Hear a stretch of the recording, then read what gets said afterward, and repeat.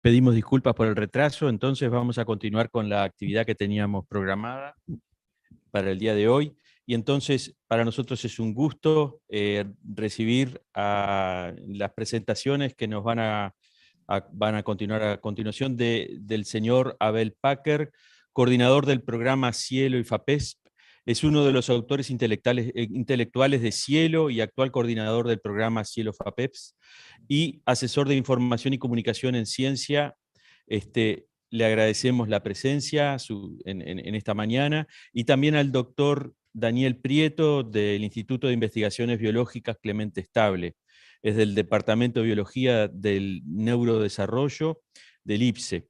Y agradecemos a ambos por participar esta mañana en la discusión de lo que es ciencia abierta, en un lenguaje que sea lo más llano posible para nosotros, comprender esta tendencia que está habiendo, y también recordando de que Agrociencia Uruguay es parte de Cielo desde 2009, por lo cual es una alegría tener la presencia del señor Abel Packer esta mañana, y luego al cierre vamos a tener también un comentario, una visión externa a través de la ingeniera agrónoma Verónica Sanz sobre los números y cómo ha ido evolucionando Agrociencia Uruguay en el tiempo. Entonces, y al cierre tendremos también dos palabras de las autoridades institucionales de este esfuerzo que lleva 25 años entre la Facultad de Agronomía inicialmente y luego se adhirió en línea. Bien, muchas gracias entonces, y le damos la palabra al señor Abel Packer.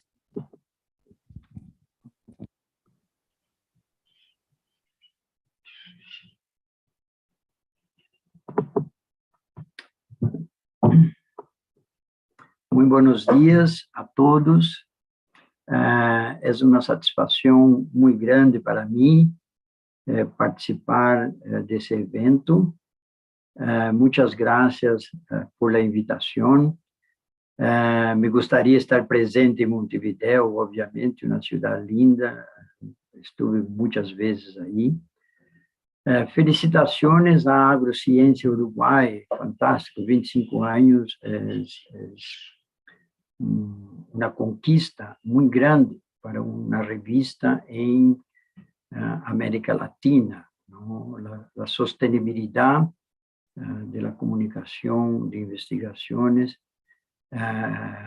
por medio, né, através de editados nacionalmente, es un desafío muy grande, pero son esenciales, ¿no? Son fundamentales por el rol que juegan en asegurar que el país y la comunidad internacional tenga una revista que complementa el circuito internacional, vamos llamar así, de otros países.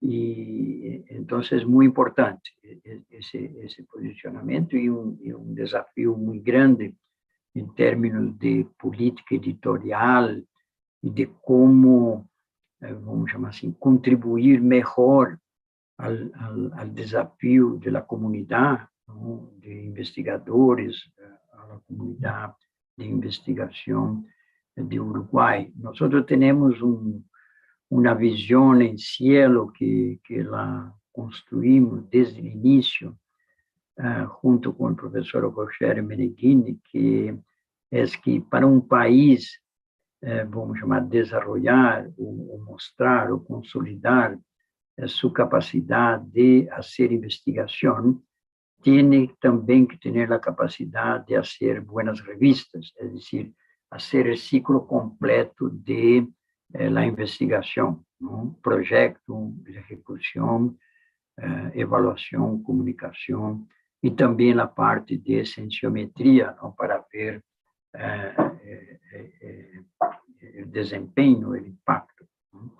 Yo voy a hablar en general hoy día, en la expectativa después que tengamos preguntas. Voy a hablar en general de las revistas en ciencia abierta, desde el punto de vista de Cielo, ¿no? Nosotros hemos empezado a desarrollar a adoção de ciência aberta desde 2017, não? E lançamos a adoção de ciência aberta em 2018, quando o Cielo cumpriu 20 anos, não? E a ideia é que no próximo ano, quando o Cielo cumpre 25 anos, estejamos, vamos chamar, já bastante consolidados em la adoção de ciência aberta.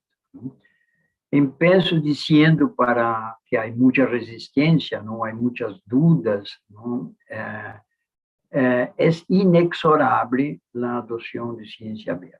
Hoje dia, amanhã, daqui 10 anos, 100 anos, não? E a pergunta básica é que há ciência cerrada, não? Ou quão cerrada é e por que é cerrada. Então, vou a compartilhar, não? Conceitos com que trabalhamos em Cielo para tentar promover a discussão, ao final, com meu colega de reunião, o Dr. Daniel Prieto, e obviamente, também fazer uma disseminação. Bueno, a pergunta clássica aqui é se estamos abertos, falando de alguma coisa que queremos de ciência, para que conhecer, não? E a pergunta mais necessária é para que conhecer mais, não? A resposta que nós temos, o mais simples possível, é que conhecer se pode traduzir de maneira simples em capacidade de ação, não? Um engenheiro agrônomo, não? É mais capaz em la proporção de que tenha mais conhecimento. Em geral, a tendência é que as pessoas sejam mais felizes quando têm mais conhecimento. Não necessariamente é verdade isso, porque quando uno conhece muito, uno sofre também muito, não? Principalmente com as condições que vivimos hoje em dia. Mas aqui estamos falando de investigação científica, não? Cujo objetivo é generar conhecimento, acumular conhecimento, é um princípio de como funciona a ciência, e esse conhecimento, ele se traduz de uma forma ou outra em el complexo cultural de um país, de uma área temática, no, de la humanidade, em el sentido de que contribui para que a investigação se mueva adelante, não? Uno sempre se basa em estudos anteriores, seja para contestar, ou para comprovar, ou para melhorar, serve necessariamente e é fundamental para melhorar a educação, não? O estado da educação contemporânea é dependente da comunicação, e quanto mais rápido a comunicação hoje em dia, melhor é absorvida por a educação. É também essencial, como eu disse antes, para os profissionais, não? Médicos, engenheiros agrônomos, enfim, não? Todo tipo de profissão, e é fundamental para políticas públicas, não? Se ha hablado muito na questão de políticas públicas basadas em evidência, e é o grande desafio, não? Como traduzir, transformar o conhecimento científico, que às vezes está em um linguagem necessariamente acadêmico, como se traduz, como se leva isso para a sociedade. Hoje, as Nações Unidas têm já há alguns anos a visão de um mundo melhor, com os Objetivos de Desenvolvimento Sustentável, e em todos os lugares que vocês vão ver, a consecução dos objetivos depende necessariamente de investigação científica, não? Então, o acesso, a disponibilidade de conhecimento científico é essencial, não? E por isso tem que ser acessível, porque se é acessível para um e não é acessível para outro, significa que estamos penalizando países, comunidades, etc. E, de hecho, nós vivimos em muitas áreas a situação, o fenômeno é chamado de no-do gap, quer dizer, o abismo entre o que se conhece e o que se pratica, não? E isso é uma condição que deve ser superada, não? Como se conhece, bueno, aqui estamos entre editores, estamos entre investigadores, não? El conhecimento, el conocer propriamente dito, é um acto individual que me passa em minha cabeça, em tu cabeça, depende do repertório de cada um, quanto mais se amplia ou quanto mais se conhece, pero um conceito essencial, não, da investigação científica é que el conhecer se processa encapsulado em processos sociais. Não? Então, aí eu tenho comunidades de investigação, áreas temáticas, etc., e é outro componente que apunta, não, para a ciência aberta, não, para a abertura máxima da ciência. Rapidamente, perdón, Abel. Hola. Sí. Sí, perdón, no sabemos si está pasando la primera diapositiva, si están exponiendo más diapositivas. Nos quedamos en la primera y le pediríamos si nos puede poner pantalla completa para que se pueda observar mejor la presentación. De hecho, está em pantalla completa. O que passa é que o Zoom tem um problema, que quando uno empieza com a pantalla, eu vou parar minha apresentação e começá-la novamente, tratando de... Eu pensava que esse problema estava solucionado, mas não é o caso. Agora, vamos chamar aqui, vou tentar compartilhar.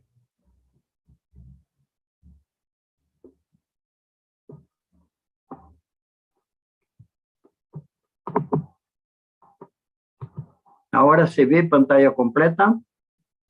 Perfecto. Sí, entonces, ¿Se ve bien, Daniel? Sí, para quien tiene ese problema, hay que primero transformar en pantalla completa y después compartir, porque cuando uno pone pantalla completa después de compartir ya no funciona. Bueno, ciencia abierta se define, ¿no? En esa declaración de la UNESCO, que tal vez sea la definición más amplia que tenemos hoy día, como, em verdade, paraguas, ¿no?, de práticas de abertura de los componentes, ¿no?, del proceso de hacer ciencia, ¿no? Entonces, combina diversos movimentos y práticas com o fim de que os conhecimentos científicos multilingües, então aqui já há um componente de diversidade, não, de bibliodiversidade, estejam abertamente disponíveis, sejam acessíveis para todos, não? Assim como reutilizável por todos, se incrementa com as colaborações científicas, o intercâmbio em benefício da ciência e da sociedade, e se abrem, não? Se abre um processo de criação, evaluação e comunicação dos conhecimentos a los agentes sociales más allá de la comunidad científica. Entonces, es un concepto amplio de abertura, ¿no? No voy a tomar mucho tiempo aquí conceptual, pero ese gráfico es muy bien, vamos a llamar, elucidativo. Tenemos que tener infraestructura de ciencia abierta, ¿no? La infraestructura es desde metodologías hasta todo las bases, ¿no?, de informática, de TI, de laboratórios e de comunidades, participação aberta de los agentes sociais, allende la área acadêmica, e, obviamente, a discussão aberta entre investigadores. Estamos falando de publicação científica, dados de investigação, recursos educativos abertos, programas informáticos de códigos abertos, que já vêm de muito tempo antes, não? Equipos informáticos.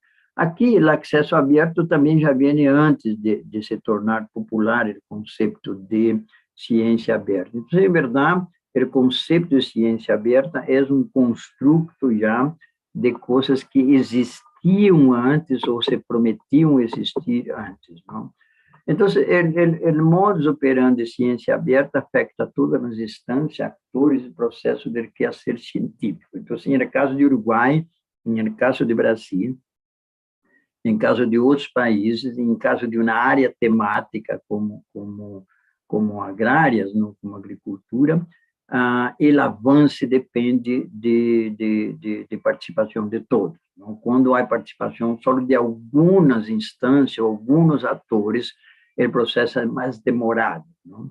E afeta todo o projeto de investigação. Em verdade, o projeto de investigação em si já deve ser reorganizado em função de ciência aberta, não? E os programas de maestria, programas de doutorado, programas de pós-doutorado devem reorganizar-se, organizar-se de maneira a facilitar o alinhamento com ciência aberta. Bueno, tem centralidade em duas dimensões. Uma é transparência, uno procura ser o mais transparente possível, obviamente preservando as condições de realizar de maneira íntegra a investigação, e comunicação. Quer dizer, ciência aberta é comunicação. E com isso, como eu tenho que comunicar o processo todo, a comunicação da investigação não se reduz mais ao artículo, ao manuscrito que enviamos a uma revista, aunque isso continua sendo o objeto de comunicação central, pero há muitos outros objetos. Então, hoje em dia, em ciência aberta, quando falamos de investigação alinhada com ciência aberta, falamos que a investigação é comunicada por uma orquestra de objetos de comunicação. E esse é o desafio que temos que aprender e desenvolver. E há uma razão de que isso seja viável, de que isso haya acontecido, e é a internet, é a web. Não? É a web como meio, o meio é o mensagem, não? Como já disse McLuhan, não sei, 40, 50 anos atrás, é o meio estruturante da investigação e da comunicação. Então, a própria web, certo? Ela embute, não, todos os instrumentos de desintermediação, não necessito mais perguntar a nadie ou ir a um lugar. Universalização, o que eu hago é acessível, pode ser acessível universalmente. E virtualização, quer dizer, virtualização eu genero em cada momento uma nova condição de minha investigação, não? De o que está passando com meu artigo, etc. Bueno, os autores e as revistas, não? O que passa aqui? Passa que os autores adquirem mais controle sobre a comunicação de suas investigações, saem um pouco, não totalmente, saem um pouco do olho negro, não? Que é o envio de meu manuscrito na revista, e eu não sei mais o que passa, não? As revistas centradas em la validação das investigações, seguindo práticas ou condições de ciência aberta. Então, há um cambio nas políticas editoriais. Por exemplo, um dos cambios vitais, não? Críticos, que duele muito, não? Que às vezes é difícil admitir, é que já não se publica artículos inéditos, investigações inéditas, não? O outro é que a comunicação de minha investigação é acompanhada de outros objetos de comunicação, não? Então, o editor, o conselho editorial, os árbitros, não? Tudo isso há um cambio. Vou falar rapidamente, então, como o Cielo tem um modelo de publicação voltado para a ciência aberta. Então, trabalhamos com coleções de objetos de comunicação. Qual a ideia? É criar espaço, não? Onde as revistas e outras coleções de objetos de comunicação compartem, não? De maneira a criar escala, de maneira a seguir padrões, estándares, e a ser uso de vantagens competitivas ou de disseminação, que é o que Cielo oferece, además do controle de qualidade, promoção de visibilidade, etc. O centro do modelo de Cielo é as revistas. Então, aunque muitos falam de ciência aberta como fim das revistas, não é assim como o Cielo lo entende. Nós vemos a revista como centro desse processo de transformação, obviamente, o que coloca muita responsabilidade aos editores, às revistas, etc. Obviamente, temos o manuscrito, e vai chegar algum momento o artigo publicado, não? Que é a version of the record, E aqui já temos os informes de avaliação. Então, os informes de avaliação passa a ser um componente de comunicação, passa a ser um objeto de comunicação, seja acoplado ao artículo, não como um link, ou seja como um objeto separado com DOI, etc. Não? E, obviamente, antes de eu enviar meu manuscrito na revista, eu posso colocá-lo, depositá-lo em um pré-print. Os pré-prints têm uma série de controles de qualidade para que seja o que se chama um servidor de pré-print confiável. Não? Cielo trata de obedecer praticamente todos esses requerimentos, que são, por exemplo, atribui DOI a pré-print, é indexado em Google Scholar e futuramente em outros indexadores, como Web of Science, que está começando. Tem versionamento, não? Eu posso fazer várias versões de preprint antes de enviar a uma revista, ou em paralelo, se a revista lo permite. E, además, eu, quando é finalizado, eu tenho um link para o artigo publicado na revista. Os dados, não? Programas de computador, arquivos, base de dados, esquemas, etc., devem ser armazenados em los chamados repositórios de dados de investigação. Há também livros, capítulos de livro, e há também os post-print, que são, vamos chamar, nesse caso, do modelo Cielo, não Cielo, mas repositórios institucionais e etc. Cielo trabalha, então, com Cielo Preprint, Cielo Data, Cielo Livros, não? E Cielo Brasil, ou Cielo Uruguai, Cielo outros, que são as coleções de revistas. Há um desenvolvimento não necessário que vinhamos promover, que é a intercomunicação entre o preprint, o manuscrito e o artigo. Não? Esse é vamos chamar, desafio tecnológico, metodológico, político, metodológico, que as revistas que fazem melhor uso dessa conexão com o preprint têm muito que ganhar em futuro e agora também em termos de visibilidade. E a ideia é que o preprint já venha com os dados disponibilizados, que podem estar abertos ou não, dependendo da aprovação do manuscrito, isso depende muito do autor. E, obviamente, quando o artigo final é publicado, os dados têm que estar disponíveis, exceto quando há algum elemento que impede a publicação, seja ética ou de outro tipo. Quando nós miramos aqui Cielo, então, é gestão de objetos de comunicação, onde a revista ocupa um papel principal. E se vemos hoje dia o portal Cielo.org, nós temos as coleções de revistas, temos servidores e repositórios de pré-print e de data, e há também Cielo Livre. Se trata de cobrir o espectro de... Bem rapidamente, quais são as facetas que justificam ou com as quais trabalhamos, não? Um é o conhecimento, o conceito, não, do conhecimento científico, são princípios. Conhecimento científico como um bem global, esse é um conceito econômico, não, pero que se aplica aqui.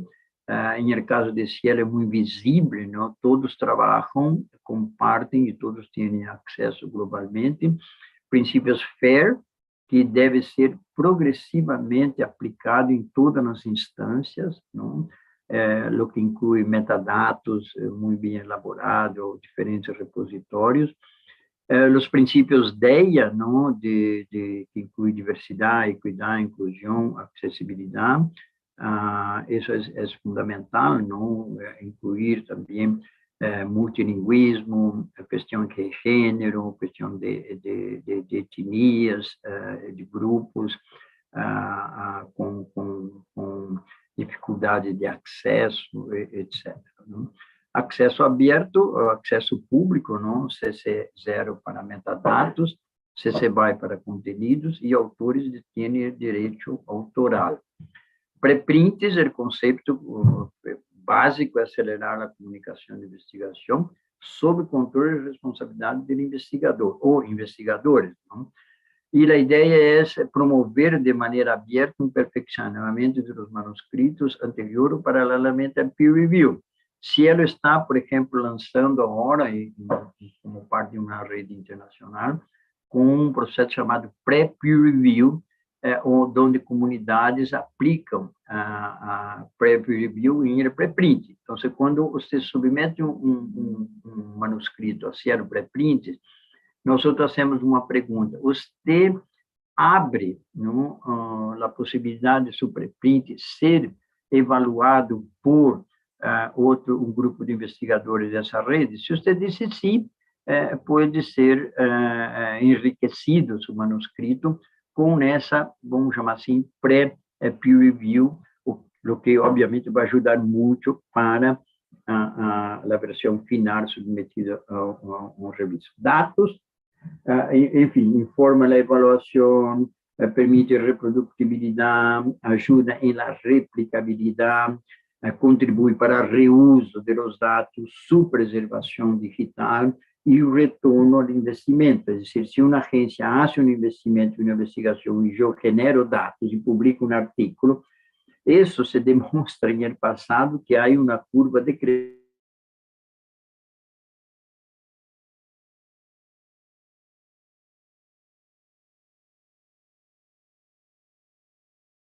Abel, tenemos dificultades en la recepción ahora de la presentación.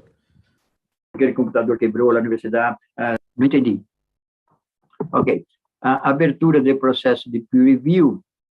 A abertura do processo de peer review é indicar, identificar o editor responsável, não? E publicar informes de avaliação e, muito mais radicalmente, é abrir a identidade de publicação contínua. Não, eu vejo que a revista de ustedes não é uma publicação contínua, pero vai ganhar muito mais se publica de maneira contínua, quer dizer, tão logo o artigo é evaluado, se publica, não, editado, não tem mais sentido esperar terminar o número, o volume, e há duas soluções: eu posso continuar trabalhando com volume e número, ou só com volume. Em caso de ustedes que têm 2 números por ano, o ideal é trabalhar com uma plataforma de artigos, você vai publicando.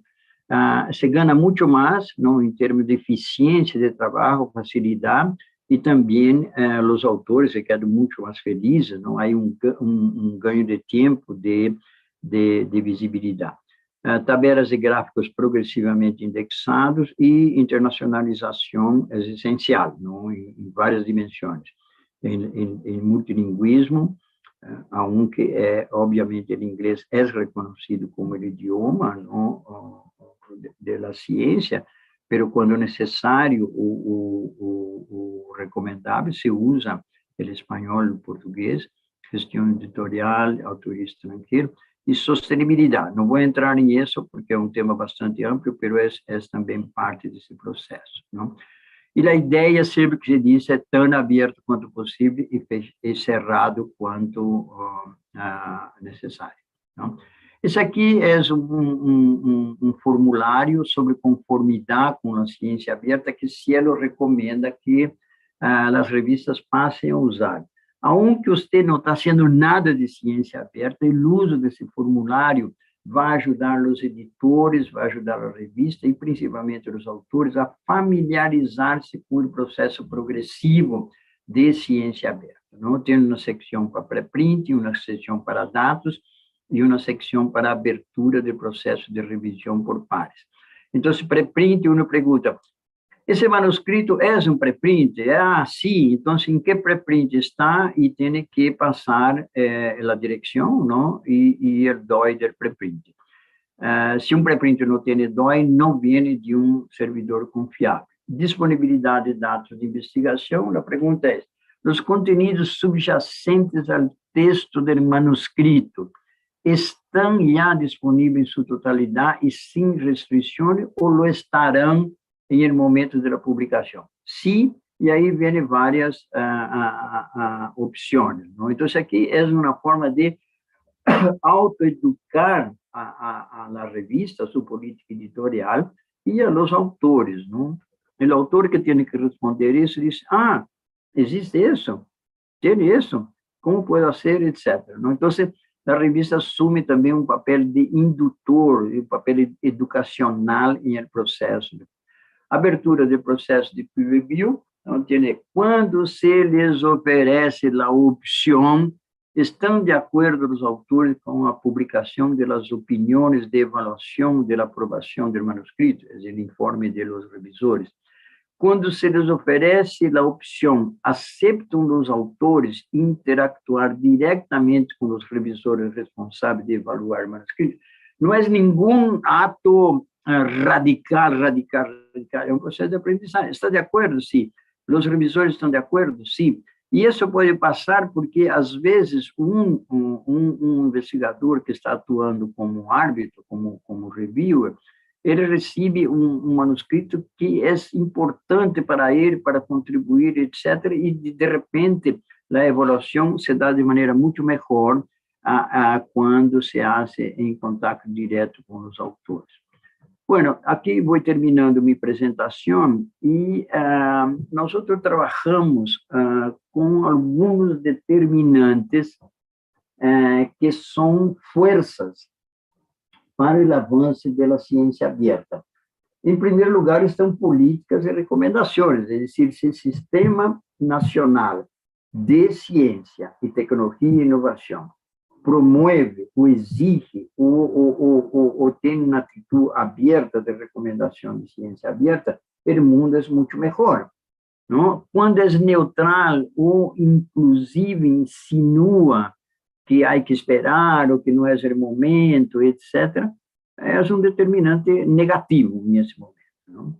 Os sistemas de avaliação são essenciais, não? Para o avanço da carreira, para o avanço dos grupos de investigação, para o ranqueamento das universidades, dos departamentos, etc. Então, se os sistemas de avaliação não levam em conta o acesso aberto, a disponibilidade de dados, etc., por que é que eu vou fazê-lo?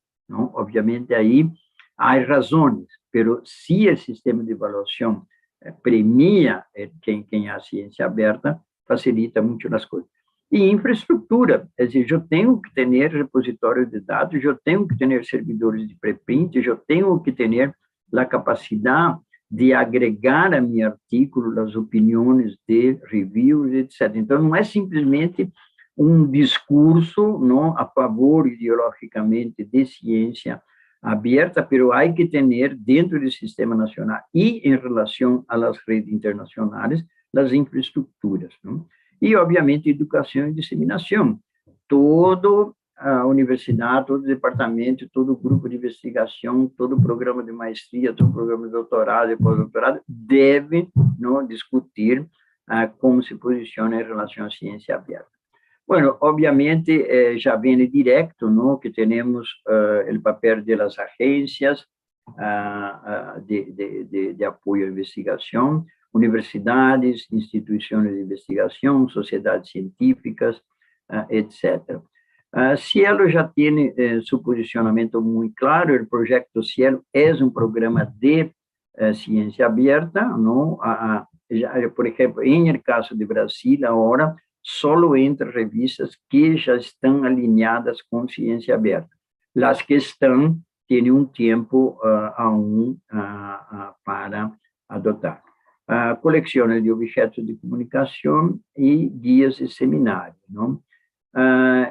As revistas, que as revistas devem fazer? As revistas devem discutir, obviamente, com sua instituição, a madre, o padre, deve discutir no conselho editorial e devem ir sobre o about da revista, posicionar-se, não, timidamente ou completamente em relação à ciência aberta.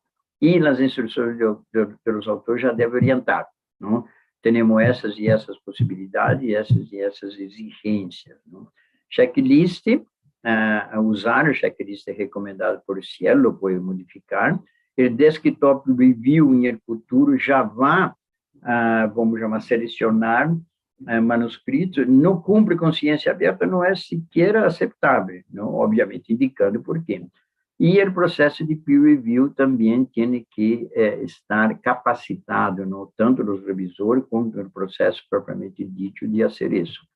Repositório de dados, em caso de Cielo Data, cada revista pode ter seu próprio repositório. Nós usamos a tecnologia Dataverse de Harvard, que permite recursivamente ter repositórios específicos de cada revista. É dizer, há um repositório de Cielo como um todo, que os usuários podem buscar. Eu posso buscar por área temática, todas as revistas de área, ou pode buscar por uma revista especificamente. E essa a relação, aí há uma exigência de aprendizado, de capacidade, de as revistas começarem a aprender, não, a trabalhar com dados também, não, a ser análise de dados, se ela ajuda as revistas nesse processo, pero isso é importante. Para o autor, é um aumento de visibilidade, fonte de novas citações e, obviamente, de ampliação de rede. E também educação e disseminação. Bueno, muchas gracias. Era eso lo que yo quería compartir con ustedes hoy día, como, vamos llamar, una visión del modelo Cielo de alineamiento con ciencia abierta. Muchas gracias. Pasé del tiempo, pero no. Muchas gracias, Abel. Muy clara la presentación. Creo que es muy fermental para el proceso que estamos nosotros en nuestra revista Agrociencia Uruguay, para adoptar esta tecnología que se nos viene. Tenemos dos preguntas que nos llegan y transmitimos. Entonces, la primera es, ¿cuánto tiempo cree conveniente que debe pasar entre la subida del preprint y su posterior publicación, pensando que uno de los indicadores de calidad es el tiempo entre el envío del manuscrito y su posterior publicación? Bueno, eso en verdad depende mucho de los autores, ¿no? Y depende mucho del área temática. Un manuscrito, vamos llamar, onde los autores tienen confianza que es un manuscrito estado del arte, él debe submeter al preprint e inmediatamente submeter a la revista para ganar tiempo con el artículo final. E esse caso, o preprint sirve para que os revisores, a revista, mire o desempenho do preprint, não? Em presença em redes sociais, em downloads, etc. Então, é uma dimensão. Quando o preprint, quando os autores, vamos chamar assim, têm dúvidas, vamos chamar, aunque em geral, não tenho dúvida, mas aunque que pensa que pode melhorar, se deve deixar um tempo não muito largo, não? Aunque não há percentagem em los servidores de preprint internacionais de preprints, independentemente da qualidade, que nunca foram enviados para revistas, não? Por exemplo, há físicos, cientistas, não, famosos, que não querem passar por o processo de peer review, de responder perguntas, etc., porque se juzgam já em estado de arte, eles colocam o preprint e adeus. Não, se receber uma crítica importante que tem que cambiar, sim, mas não vá ao processo de peer review.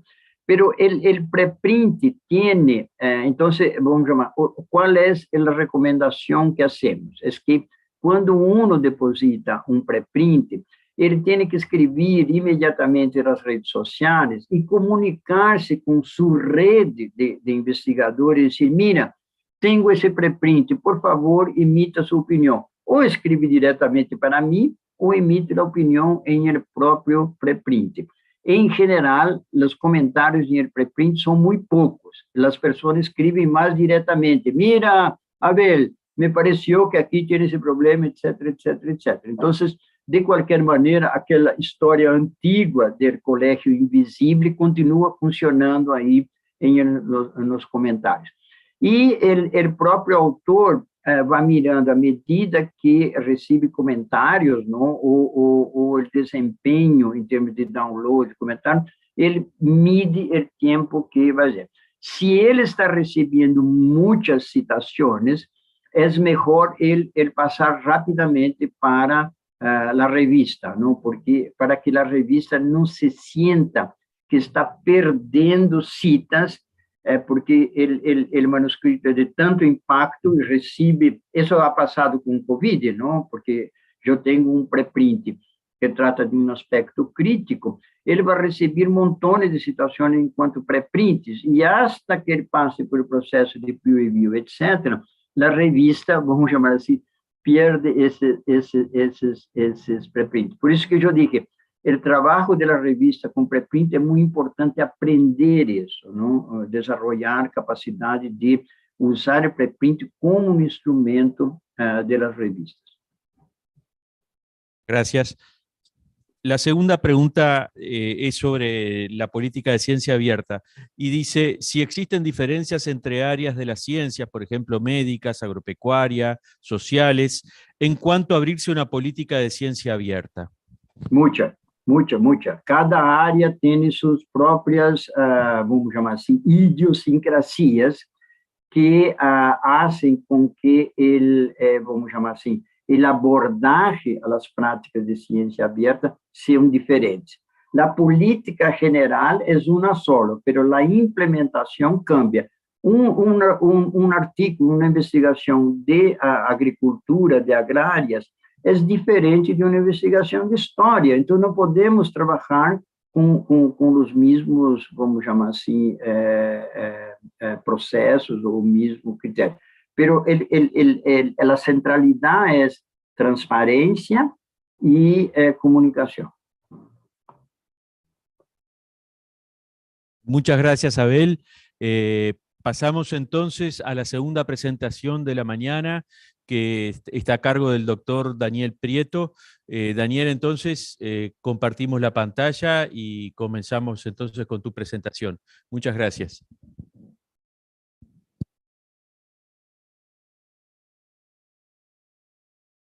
Muchísimas gracias por la invitación. Es para mí un gusto estar en esta celebración de los 25 años de Aerociencia Uruguay. Y yo voy a tratar de ir rápido en algunas cosas que ya mencionó Abel, pero el título de la presentación de hoy es Ciencia Abierta, Uruguay, Oportunidad y Desafío. Es una visión desde el punto de vista de un investigador, que soy yo, y que creo que de alguna manera recoge la visión de muchos de mis colegas, y que, bueno, de alguna forma trataré de integrar en la primera parte de la charla un poco algunos aspectos sobre el acceso abierto, y luego abordaré otras de los asuntos principales vinculados a la ciencia abierta. Entonces, yo quiero empezar diciendo que la ciencia es parte de la cultura y nace de la observación y depende de la comunicación, tanto oral como escrita, para la construcción de esa estructura que acá está dibujada como un triángulo, que es el conocimiento. En particular, en nuestro caso, es el conocimiento científico, pero esencialmente el conocimiento desde los comienzos de la historia de la humanidad ha sido abierto, es decir, las técnicas de cultivo, por ejemplo, el cultivo de la uva, las técnicas de construcción, como la construcción de casas, o que luego se convirtieron en escuelas, hospitales, iglesias, calles, etc. O la fabricación, el desarrollo de otras tecnologías, como la fabricación de licores, como en el ejemplo de aquí abajo. Pero ha sido naturalmente abierto,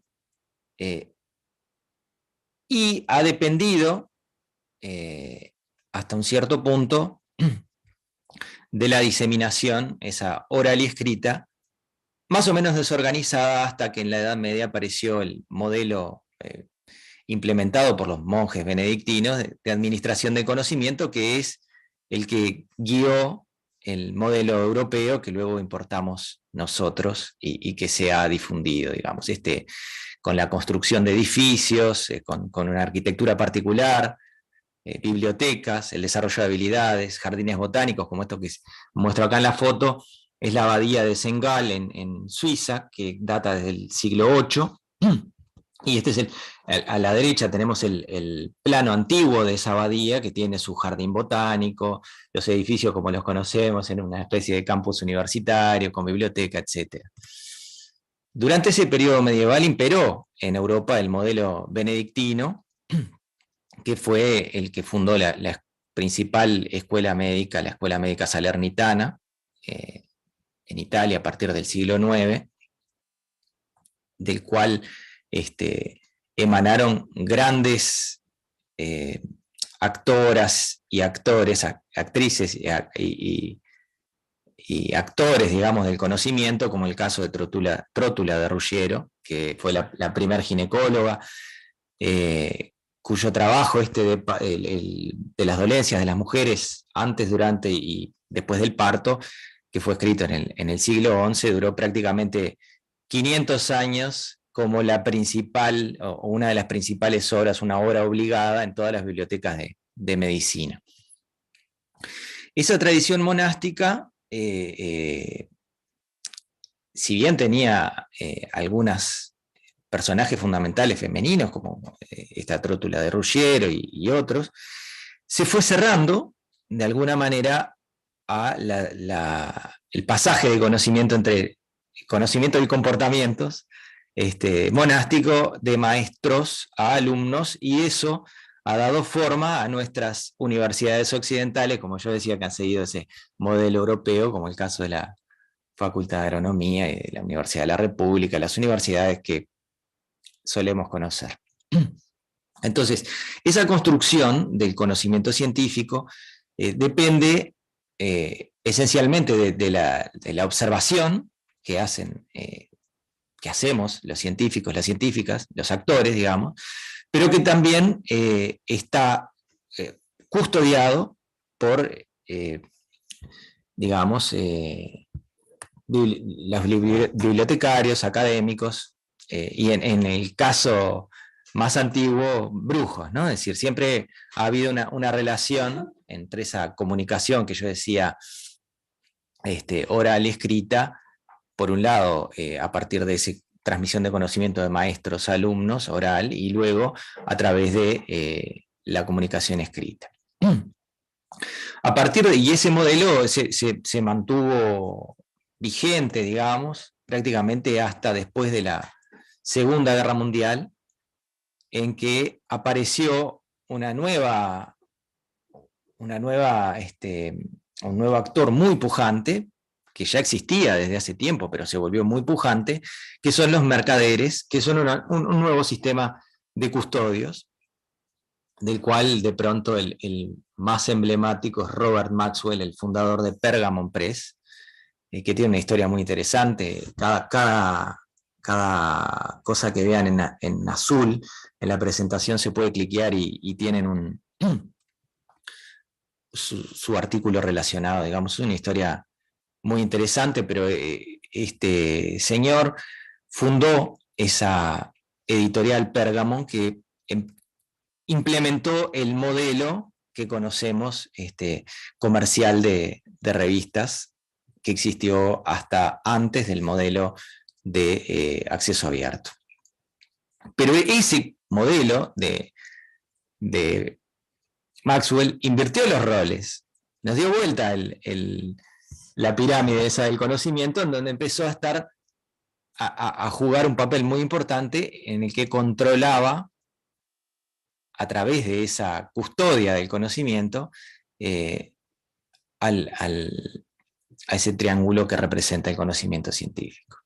Y de alguna manera, yo creo que no es solamente la aparición de una casta maliciosa de negociantes del conocimiento, sino que también hay una parte muy importante que tiene que ver con nosotros, los científicos, las científicas, y la comunidad académica, que incluye bibliotecarios, que funcionamos, o que, mejor dicho, funcionamos mal, somos una familia disfuncional.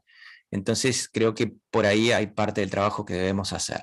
El asunto es que esa aparición de los mercaderes generó una cantidad de sistemas de autosustentación, como las métricas propias, es decir, el Journal Impact Factor, que ahora está bastante perimido, pero hay gente que todavía lo usa, los sistemas de autoevaluación como Scopus, es decir, que ponderan de forma diferencial aquello que les es propio, es decir, las publicaciones en su propio sistema, que está asociado a un sistema de premios, o a un mantenimiento de la precariedad a través de waivers, etc., o a la formación de una doctrina de la excelencia. Nosotros estamos muy acostumbrados a escuchar que debemos apostar a la excelencia, etc., pero que en definitiva, a mi modo de ver, nos ha convertido en los empleados estrella de estas grandes corporaciones. Y en definitiva,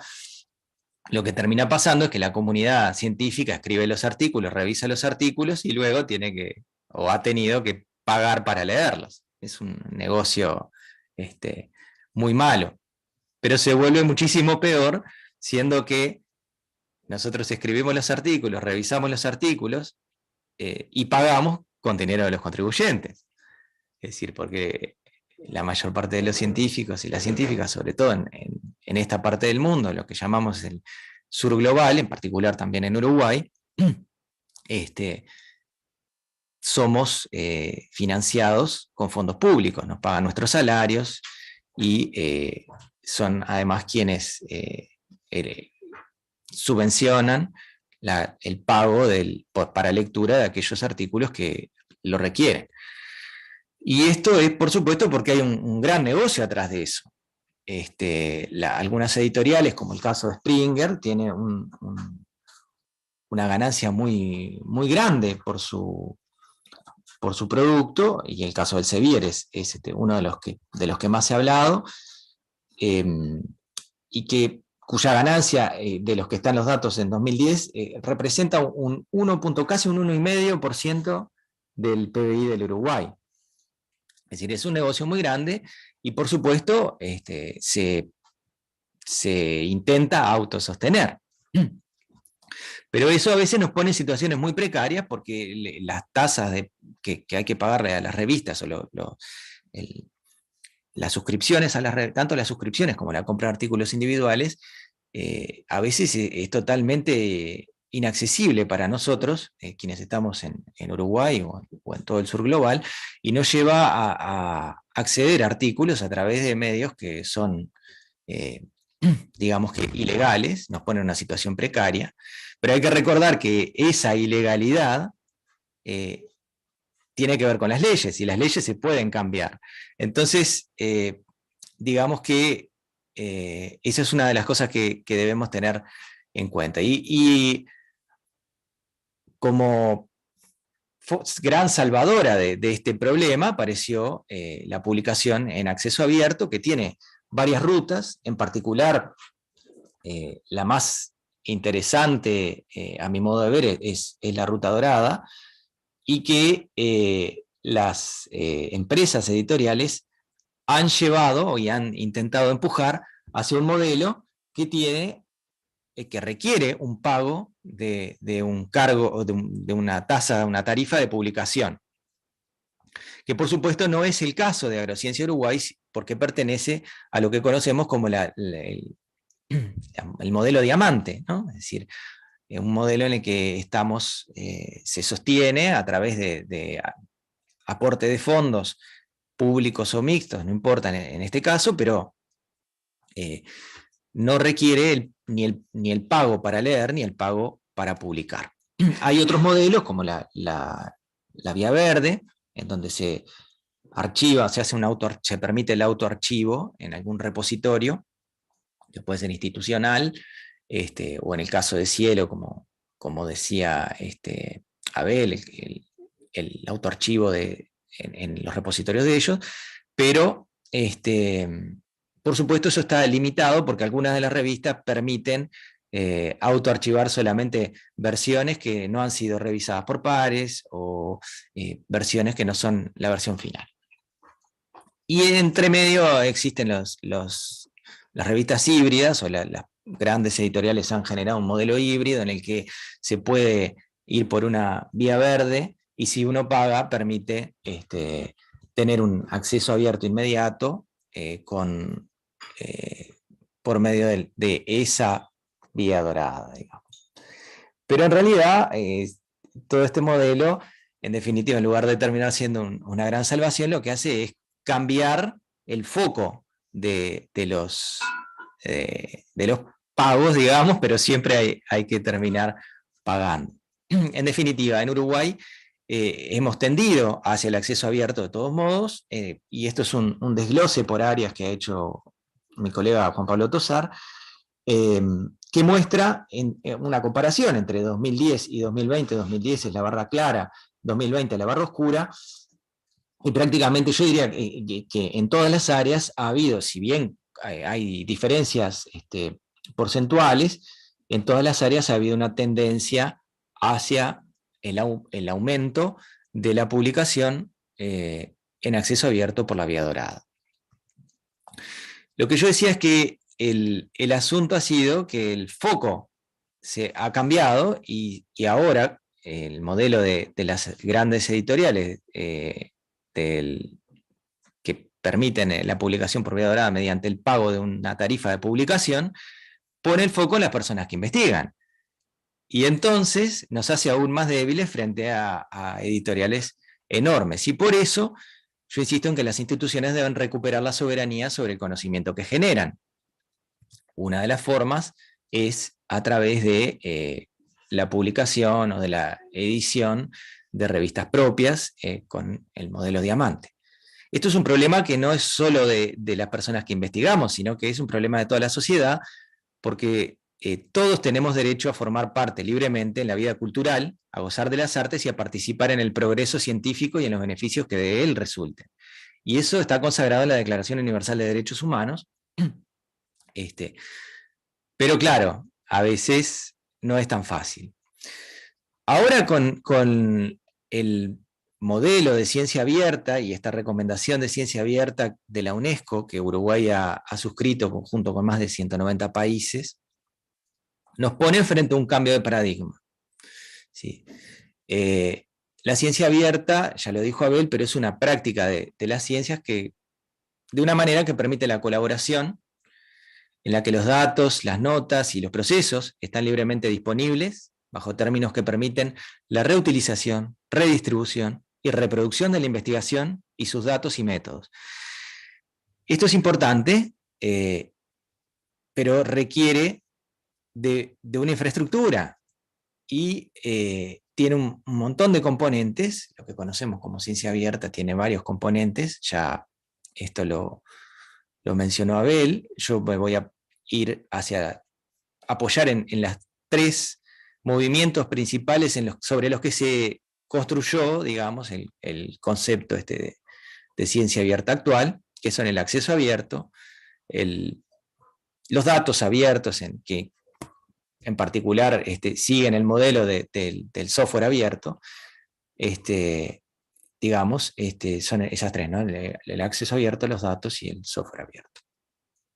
El consorcio europeo Foster elaboró una taxonomía de la ciencia abierta en la que cada rama, cada uno de estos elementos tiene distintos subcomponentes.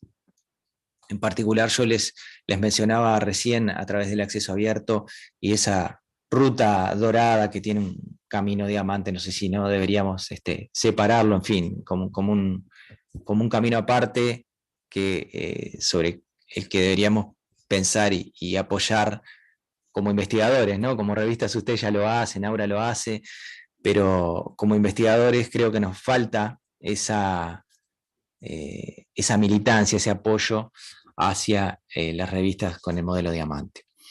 Y luego, algunas de las cosas que les voy a mencionar, están los datos abiertos, y en investigación reproducible, algunas de las cosas interesantes son las métricas abiertas o las métricas alternativas, de las que voy a hablar un poquito. Yo decía que las revistas con el modelo diamante debemos fomentarla como comunidad y como científicos, de pronto como ecosistema, pero lo que pasa es que esas revistas no son un gran negocio, porque por supuesto no tienen fines de lucro, como sí tienen aquellas que piden un pago de tarifas.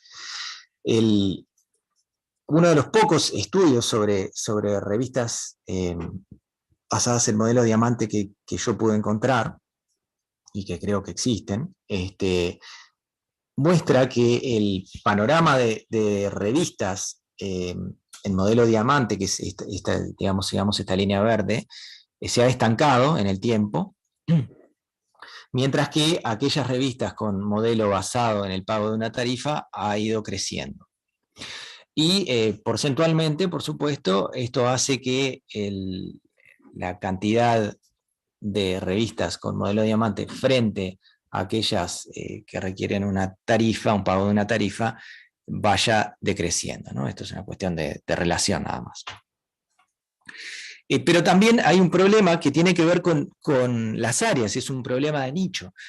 Yo creo que esto lo mencionó también Abel, pero es creo que importante marcarlo. En las humanidades y las ciencias sociales, el modelo diamante es muy mayoritario, y mientras que existen un pequeño porcentaje de revistas que sostienen o que se sostienen con un modelo de pago de tarifas. Pero eso cambia, esa relación cambia cuando nos vamos a la medicina o digamos, otras ciencias básicas, ciencias agrícolas, etcétera, digamos, no medicina ni ciencias sociales.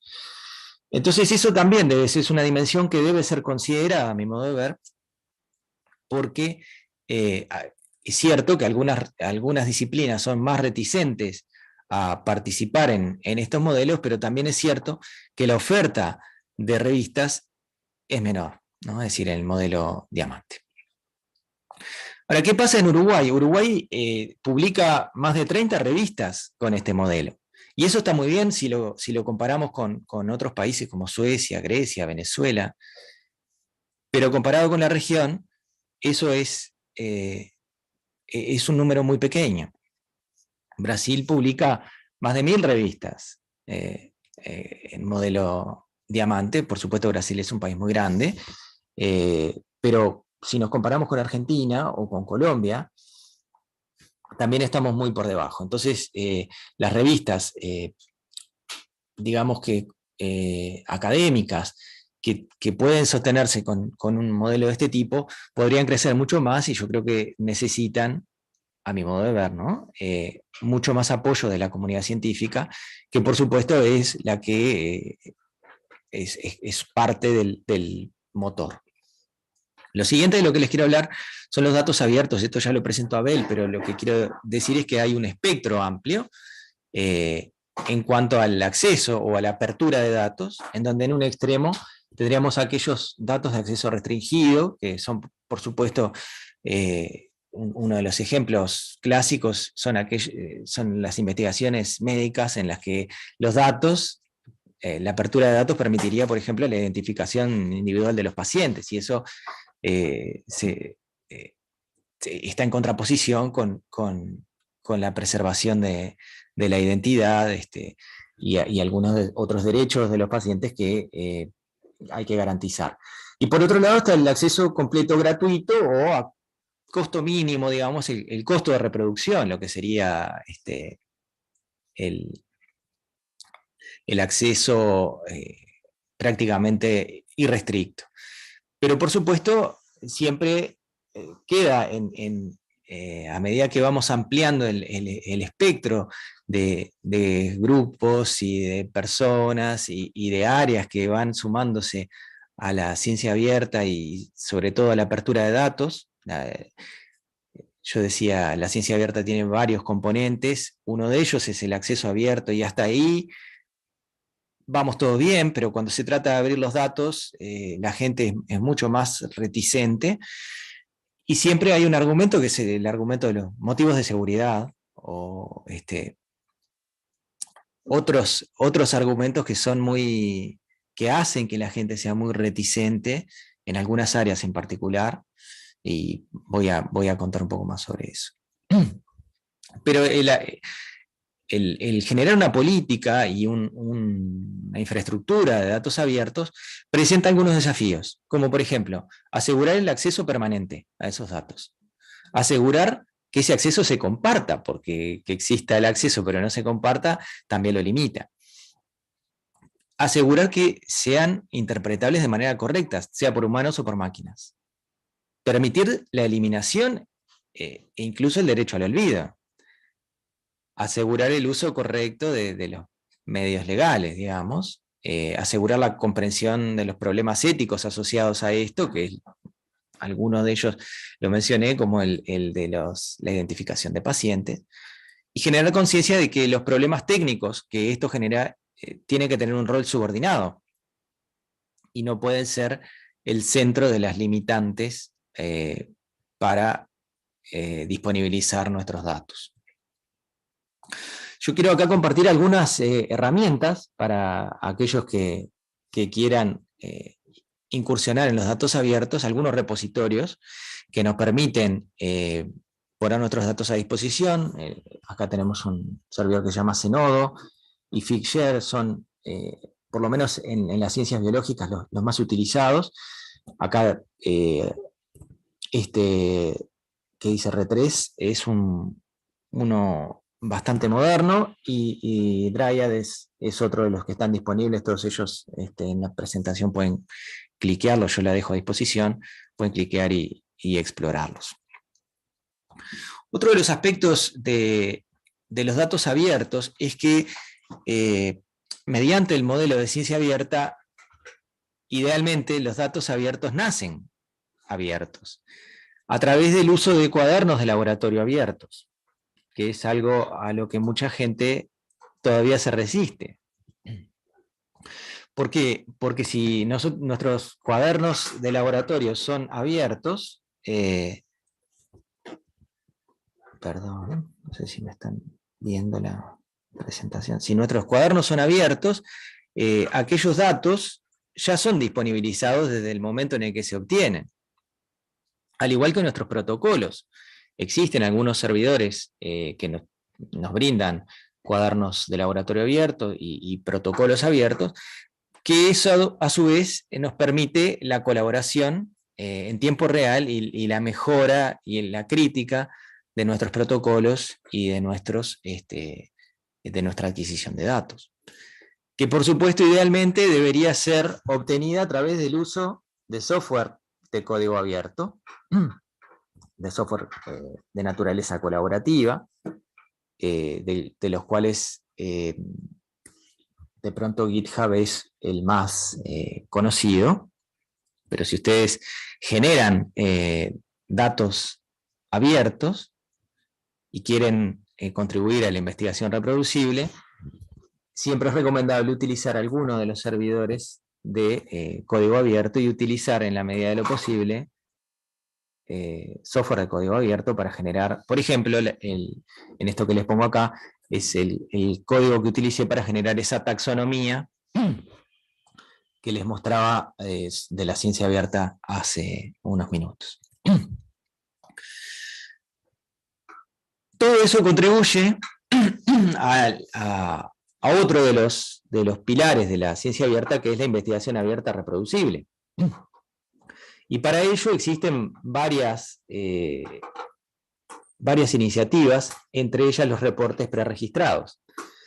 Los reportes preregistrados son un concepto muy interesante en el que uno desarrolla una idea como investigadora o investigador, diseña un estudio y lo envía a revisión por pares. El diseño. Si ese diseño es aprobado metodológicamente por los revisores, entonces las revistas se comprometen a publicar ese trabajo cuando el trabajo esté completo, independientemente del resultado final. Aunque por supuesto hay una segunda revisión, luego de la colección y análisis de datos y de la escritura del artículo.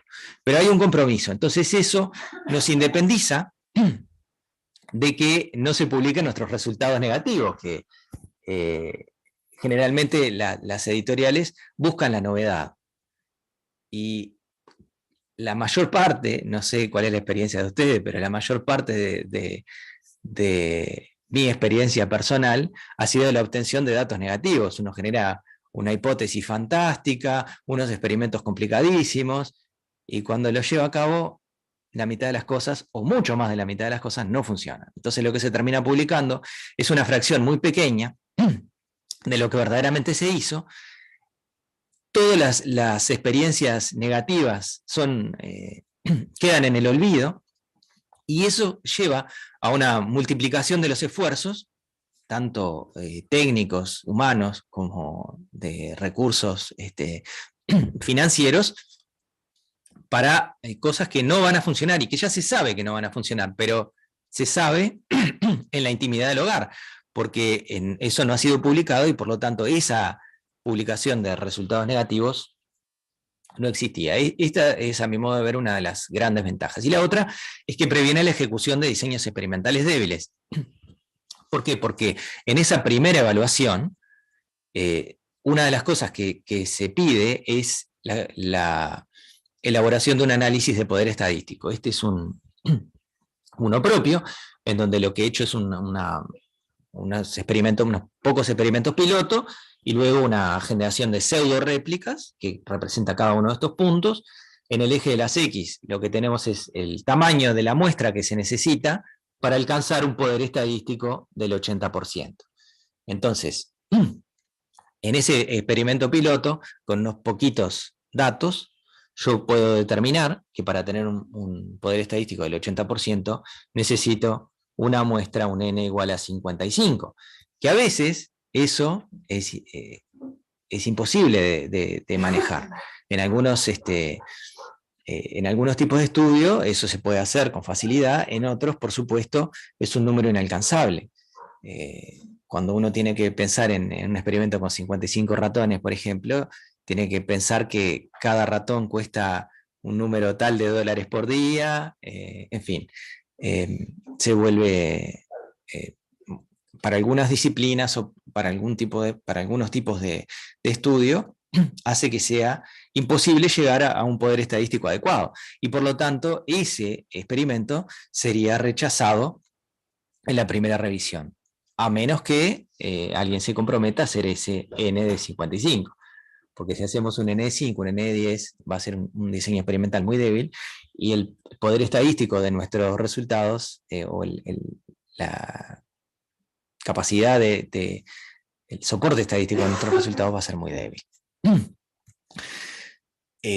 Por supuesto, estas cosas vienen asociadas a un cambio en la evaluación de la ciencia, y en particular a un camino nuevo, que es la evaluación de la ciencia abierta, que requiere la aparición de métricas alternativas. Algunas de ellas ya existen.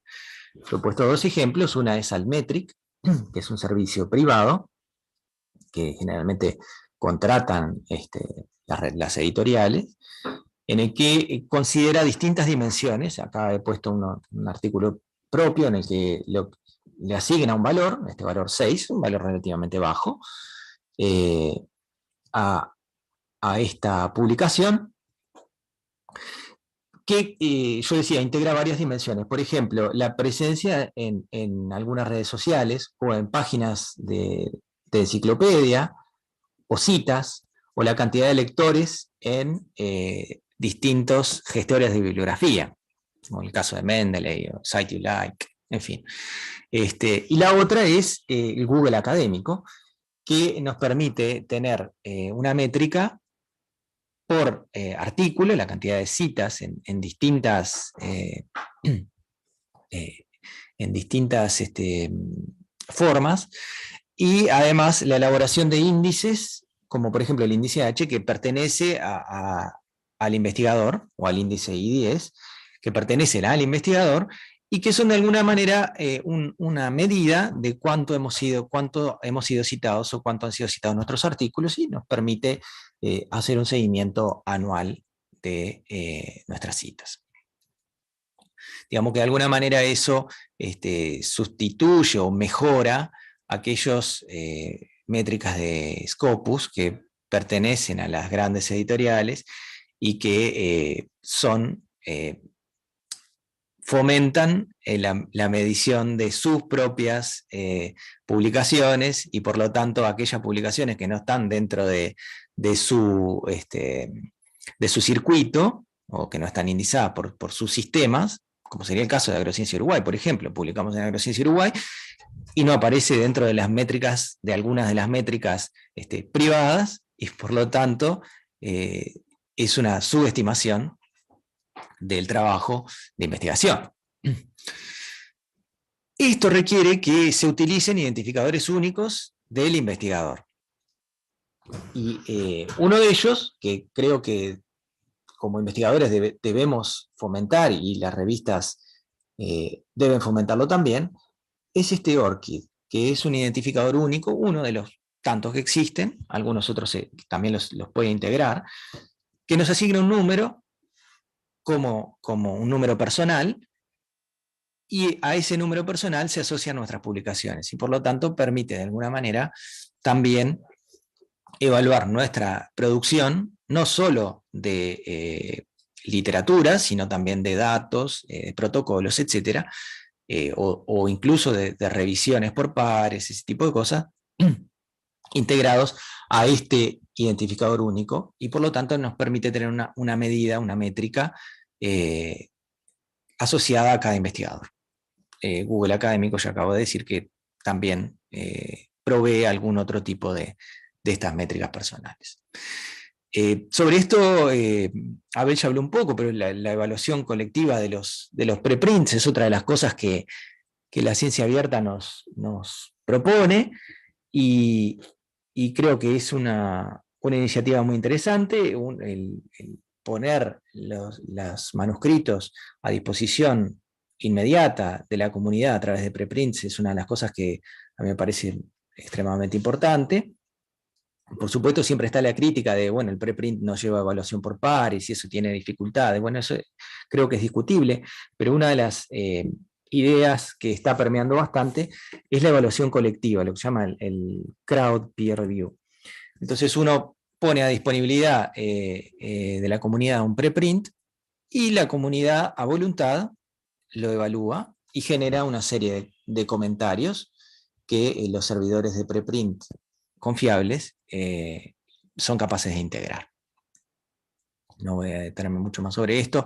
Quiero mencionar acá, voy a ir hacia lo que he llamado desafío y oportunidad, o desafíos y oportunidades. Por un lado, respecto al acceso abierto y a la evaluación. Yo mencionaba hace un rato que las publicaciones necesitan una financiación, sea a través del modelo que sea, ¿no? Pero en particular aquellas que tienen que ver con el modelo de pago de un artículo, de una tarifa de procesamiento de artículo. Por un lado, creo que para algunas de las disciplinas, como he mostrado en el gráfico de revistas Diamante frente a otras revistas por disciplina, creo que necesitamos un plan maestro, fijarnos un horizonte y tener un plan de transición en el que se pueda hacer una negociación en bloque con las editoriales, apoyar a su vez el acceso a Diamante a través de las revistas de Aura, en fin, o el llamado a concursos de editoriales, pero es decir, para algunas disciplinas, el pasarse a un acceso abierto con modelo Diamante de inmediato no es viable, porque eso nos aislaría del sistema internacional.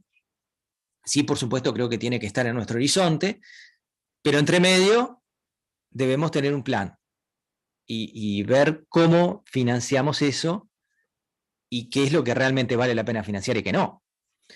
Entonces, la generación de fondos concursables o concursos editoriales, en fin, esas son algunas de las cosas que están surgiendo. Algunas editoriales ya han tomado la iniciativa y ofrecen negociar como país una suerte de suscripción pequeña, sobre todo para los países como el nuestro, una pequeña suscripción que nos permite publicar en sus revistas.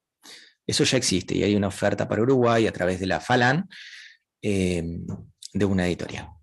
La negociación con organismos multilaterales que promueven la ciencia abierta, es decir, con la UNESCO y con los organismos que están promoviendo este movimiento, creo que nosotros como país y como comunidad debemos negociar, es decir, muy bien, nos adherimos a la ciencia abierta, eso nos va a costar plata, pero a su vez, nosotros a cambio necesitamos algo, necesitamos que se promueva y se financie el sistema con el modelo diamante, por poner un ejemplo, o la exención de tarifas, un mecanismo de waiver automático, digamos, para algunas disciplinas que todavía no tengan suficiente infraestructura con el modelo diamante, en fin.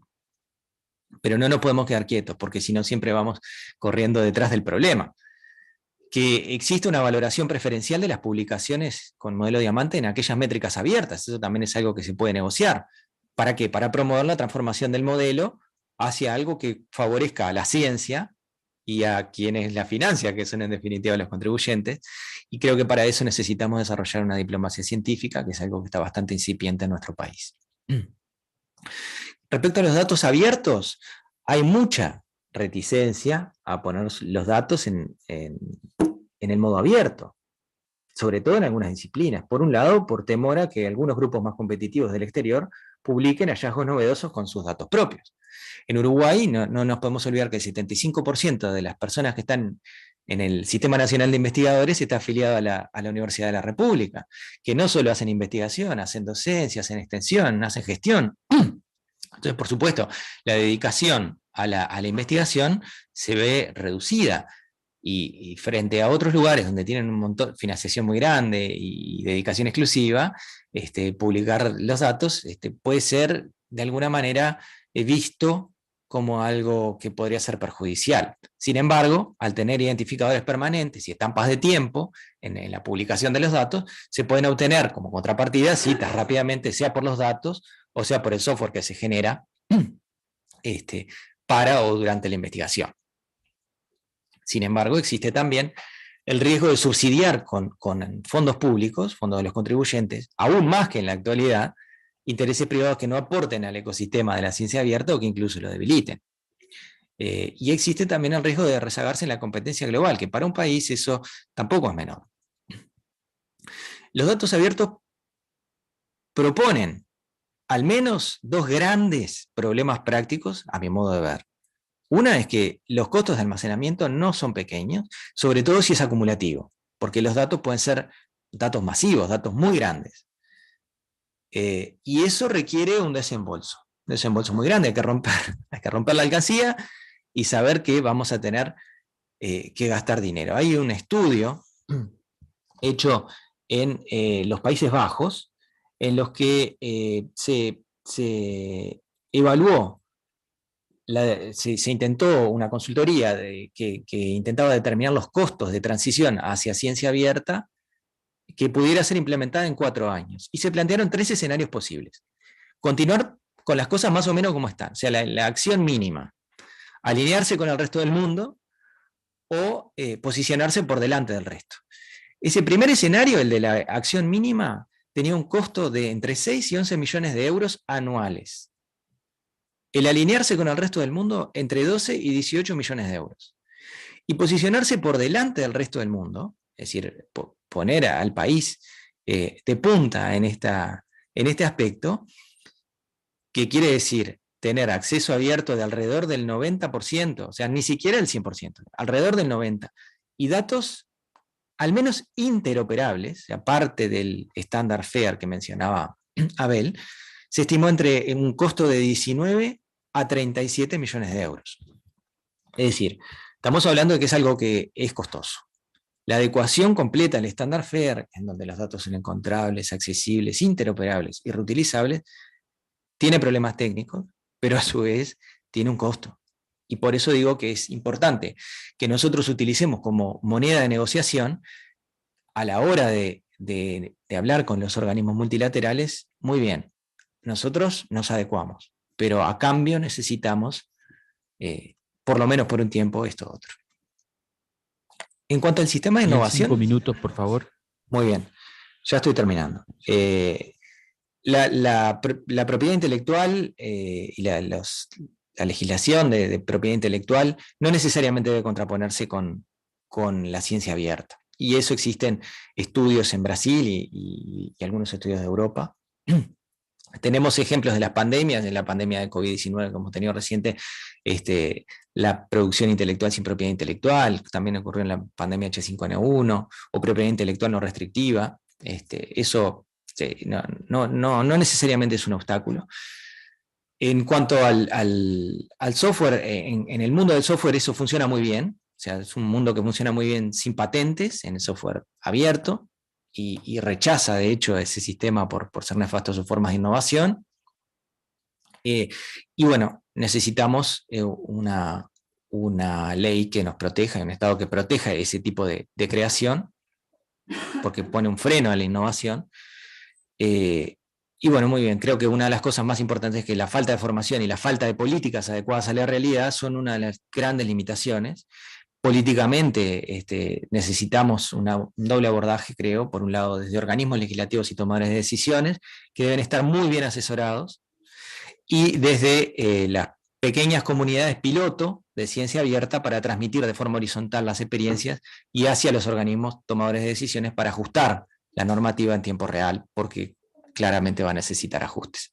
Entonces, para terminar, digo que tenemos que repensar la ciencia, repensarnos como un ecosistema, y de construir el sistema viejo de privilegios para hacer una ciencia que verdaderamente sea abierta, inclusiva, paritaria y a su vez soberana. Nada más. Muchas gracias.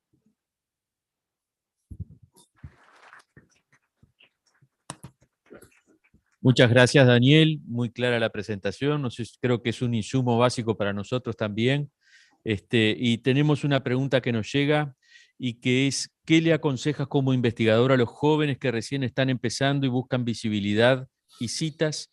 Y en muchos casos las revistas cerradas tienen mayor impacto. ¿Cómo podemos atraerlos a nuestra revista?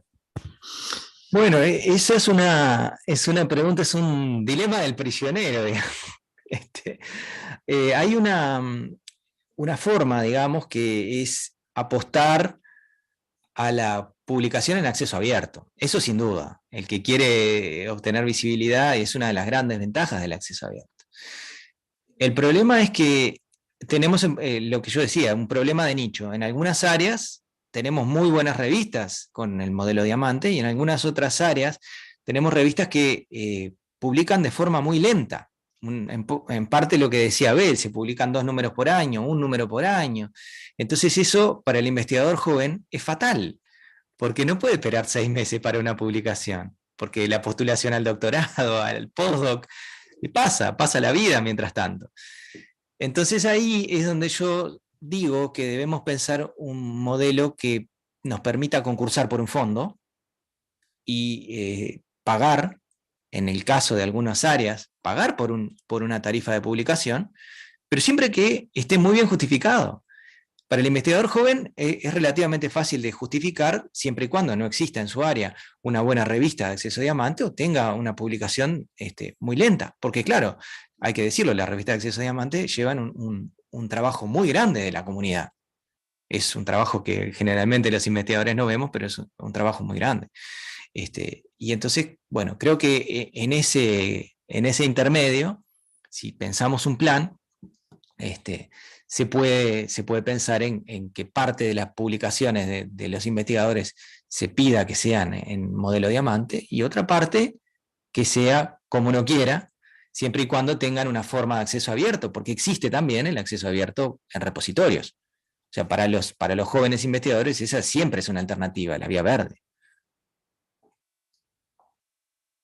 Gracias, Daniel. Tenemos ahora les pedimos un compromiso de respuesta breve, tanto a Abel como a Daniel. Una pregunta compartida para los dos y sería, ¿cómo podemos convencer a los investigadores a publicar en ciencia abierta cuando son financiados por empresas privadas. ¿Cuál es la opinión al respecto? Bien, con eso estaríamos un poco cerrando esta primera etapa. Bueno, voy a responder, Daniel, pero rápidamente. Depende de la empresa privada. Hay muchas empresas privadas que van a preferir que las investigaciones estén en ciencia abierta porque les va a dar más visibilidad. Claro, se é algum projeto que se está buscando patente, se está buscando, vamos chamar, desenvolvimento de ventaja competitiva, não pode abrir. Não?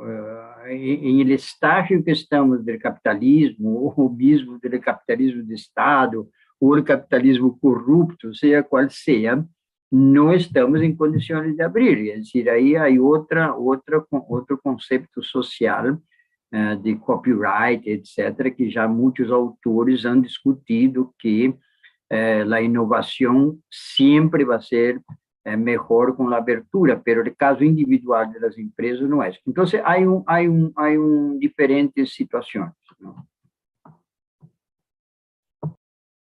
Sí, sí, eso creo que es claro. Hay casos en los que no se puede.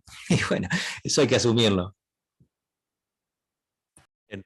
Agradecemos entonces la participación del señor Abel Packer y de Daniel Prieto por estas, nos ayudan a reflexionar al comité editorial, y también pienso que ha sido muy enriquecedor también para las otras revistas que son de la Asociación Académica Uruguaya. Pasaríamos ahora a tener otra visión e invitamos a Verónica Sanz, que ha hecho una recopilación histórica a través de este tiempo de la revista, de nuestra revista, y tiene algunos comentarios que es otro enfoque que nos gustaría compartir con todos. Verónica, adelante.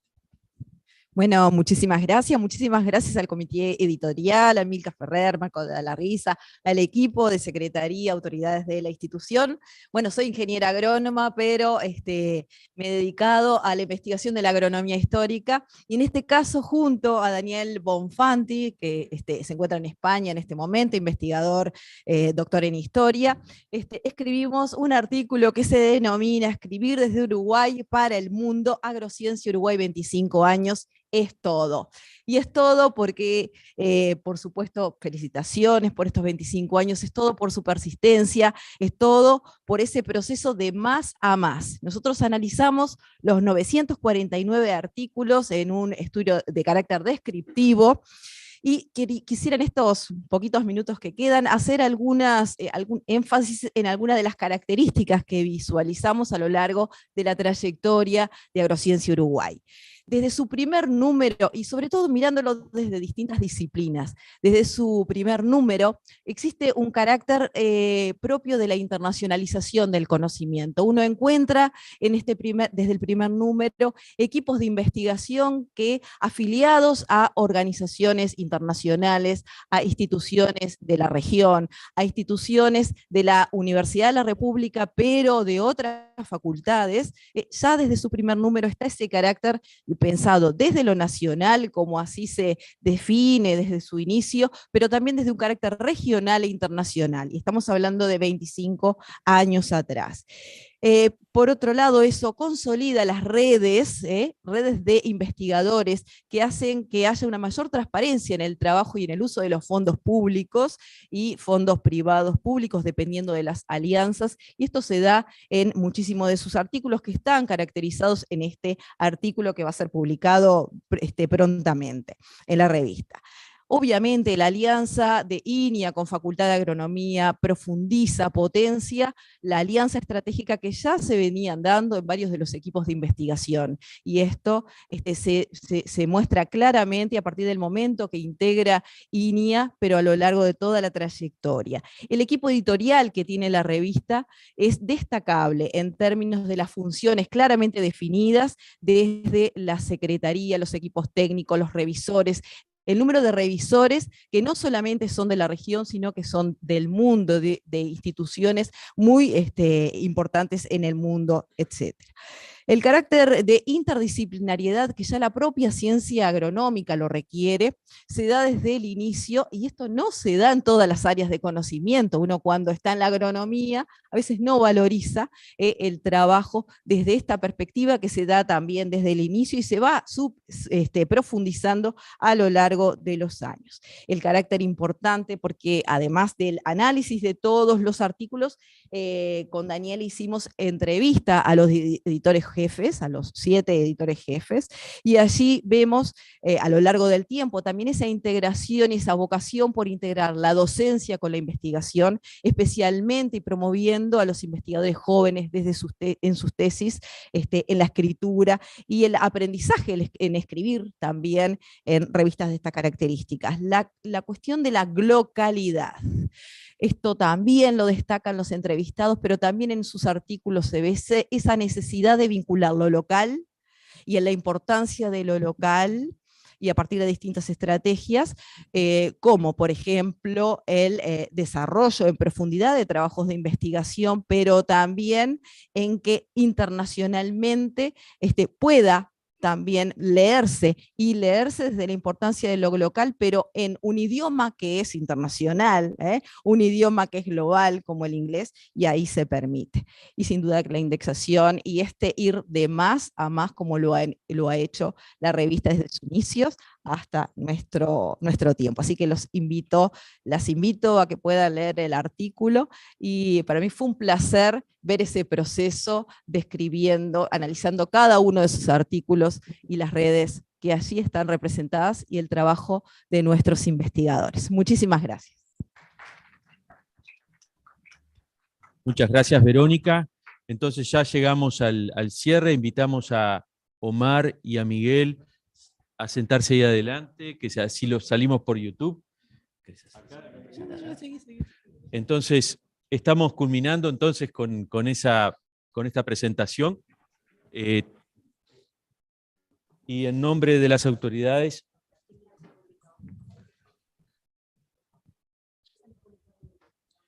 nos dicen que hoy el artículo sale publicado, así que va a estar presente.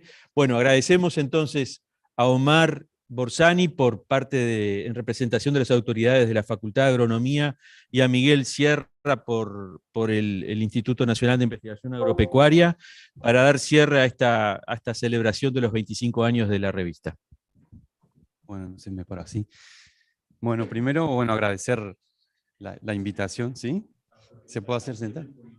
Ah, bárbaro.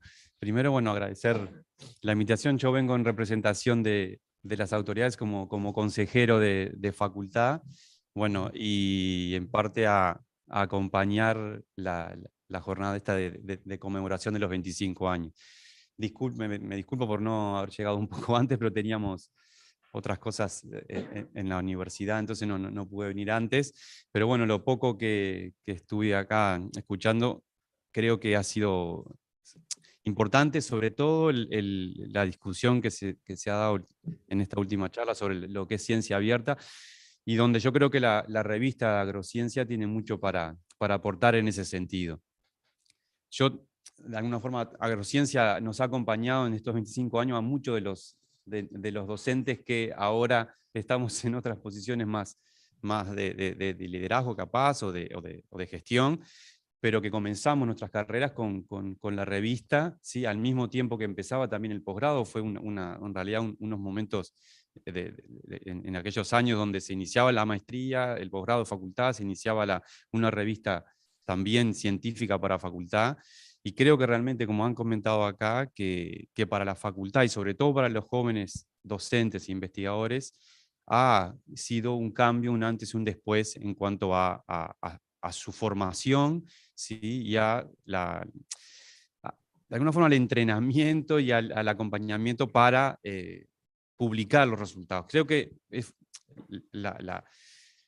el anhelo de todo investigador es que sus resultados sean difundidos lo más allá posible, y que la gran mayoría de la comunidad científica pueda verlos y compartirlos y de alguna forma contribuir así también colectivamente al desarrollo de la ciencia. Por lo tanto, la revista creo que ha cumplido un rol importantísimo en eso. Ha pasado diferentes etapas en cuanto a periodos donde la contribución ha sido mayor, menor, ha ido cambiando, se ha incorporado la digitalización, la posibilidad de presentar los trabajos en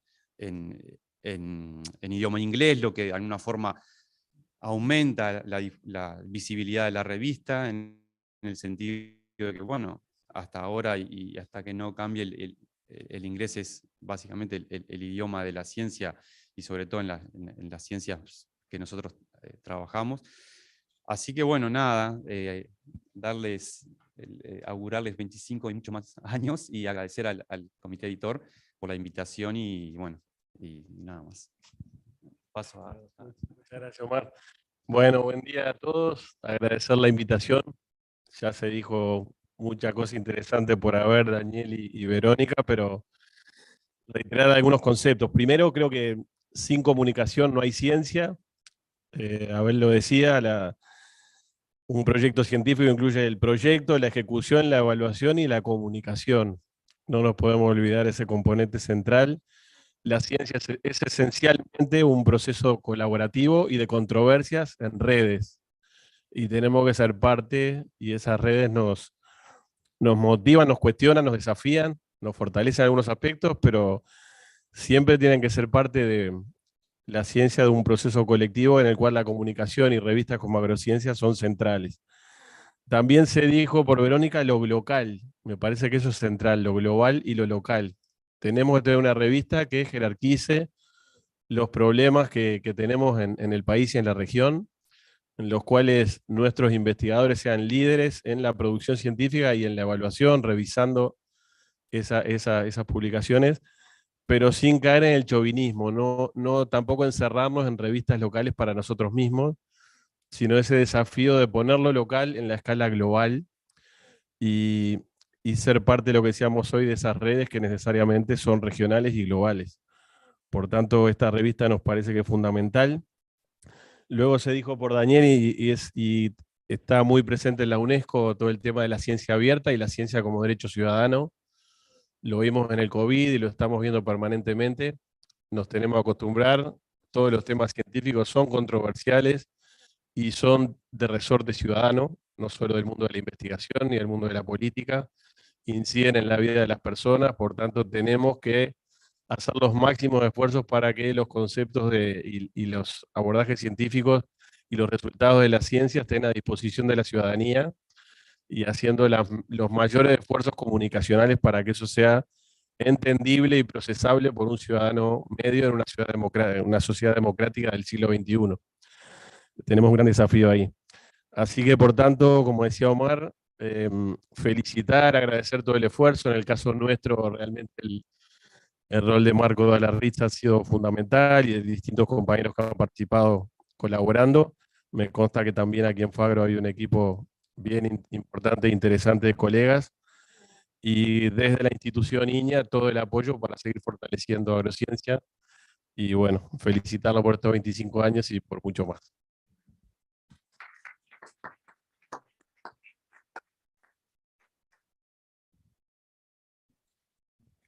Bueno, cerramos la actividad.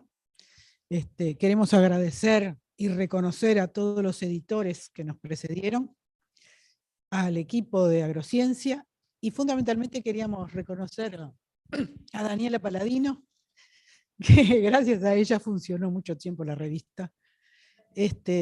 Y bueno, ya que está acá, la queríamos hacer un reconocimiento especial. Bueno, muchas gracias.